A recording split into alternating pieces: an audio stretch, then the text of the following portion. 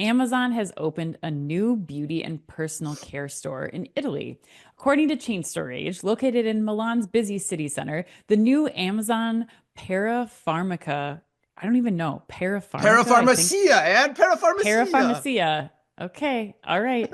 Parapharmacia and Beauty Store provides a curated selection of beauty and personal care products and is part of a broader effort by Amazon to expand its online beauty and personal care product offerings across Europe. The store features two distinct areas. The first, the central hub of the space, or the quote, main gallery, end quote, showcases a selection of beauty, personal care, and dermatologically recommended brand name products. Wow, way to go with dermatologically. You I nailed mean, that. some words I can pronounce. Clearly, I must have to go to Milan to work on my Italian, Chris. I think that's the Just have to only get the solution hand. to this. Pharmacia. Yeah, I know, Anyway. I know. Even my Italian heritage is not helping me here. Okay, then we have the quote place and learn end quote stations, which feature interactive digital displays that enable customers to learn more about products by playing educational videos about select items when they're placed on a designated tray.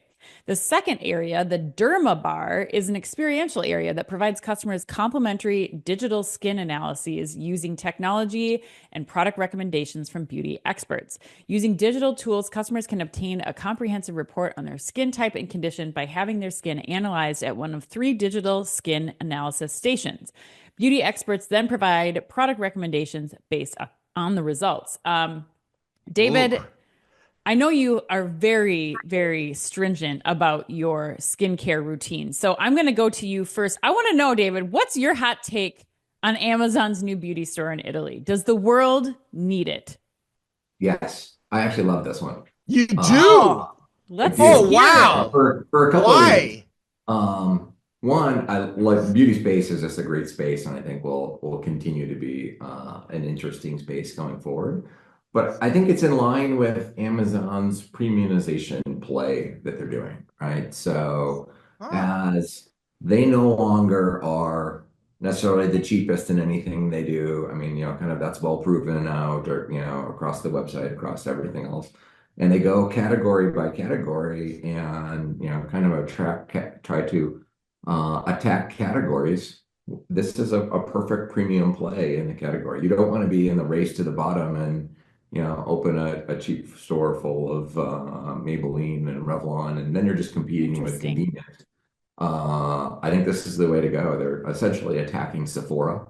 And it's potentially a better version of Ulta because you have the self-help, not only the self-help, you have experts in the store.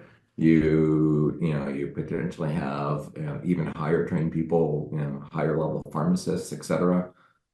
So great category, great strategy. I think this one's a home run.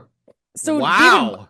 is the Milan play then you think because they're going after luxury, or why do you think they chose Milan as this location, as the first Interesting location? question. Well, I think the obvious reason they chose it is because we were supposed to do this podcast as a store visit. Yes, Right. But clearly. for some reason that didn't happen. I can't even But say the word of the store.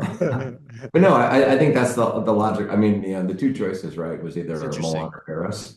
I Hmm. wouldn't be surprised if the next one's in Paris. Hmm. Really? And So then that's staying all the international. European, kind of city centers. Trying to go Okay, up market, huh? Okay, Yeah, for interesting. sure. interesting. Lisa, do you agree? I my reaction was I think it is a great similar to David's. It's a great play on luxury. It's a great play on a very hot trend that spans generations. I think it's important. We know from 10-year-olds to 70-year-olds, everyone wants to look and feel good and are really spending a lot of time thinking about skincare and how they look and taking care from a health perspective as well. And I think the interactive part is amazing. And I do think it is a play on luxury, but the question I thought is, do we need it? I don't think we need it. Okay. That's the only difference. I think it's an interesting play for them. I think it makes them smart. The other thought I had last night as I was thinking about it, they're probably doing this research to figure out what their Amazon private label play is in the beauty space because Well, they're doing testing, etc. And so that was a last minute thought I had. Like, are they Like it's really a thinking lab. about how to do private label lab work and information and get insights on other brands and products?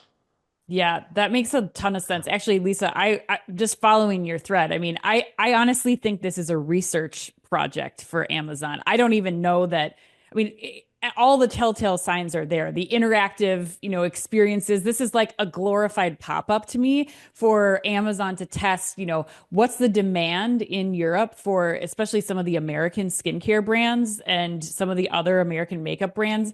It's in some cases it is a lower price point than you might be able to get for some things that are in Europe right now. So I think it's 100% a test, just like the salon. Like we haven't talked about the salon that they opened in London for, that was 4 years ago. It's still open. I think this is a testing ground where, just like you said, they're getting information about what products are in demand in those areas, what's being tested. Like they can gather all of this information and then decide what they're going to do with it. But Chris, I'm gonna let you close out because I've got a feeling that you don't agree here. I don't know what it is, maybe just years of working with you, but what are Yeah. your thoughts on the Amazon beauty store in Milan, Chris? Yeah, I'm kind of gobsmacked that everyone is kind of positive about this. Like I mean, I mean, Lisa sounds like she's kind of hedging a little bit. Like she said, the world doesn't need it, and I tend to agree with that. I mean, I just look at. I mean, my take on this is like I looked at the pictures.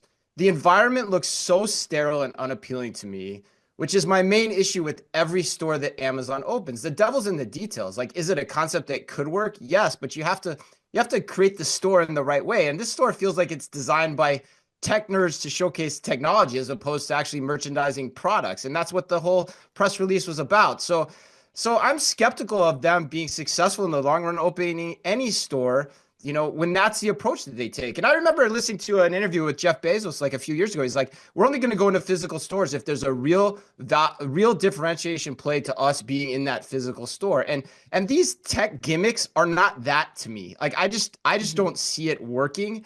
I don't see them being able to capture the luxury market because Amazon just doesn't connote luxury, even though they may want to move up that way, as David's saying. But But I don't know. That's my take. Chris, does that change for you if you look at this not as like we're rolling out multiple stores and it's a one store experiment? Like they are gathering data I on don't know. like, are you putting La Roche-Posay on the I don't know. skincare You got to demonstrator get a lot thing of and that's people an into inter the store to do that. And from their past store Yes. experiments, they haven't had that much traffic to pull that off either. And the other thing that pisses me off too, just to get on my soapbox, is I get tired of giving Amazon license to do anything they want just as an experiment. Some experiments just aren't smart. And I don't know, this could be one of them in my mind.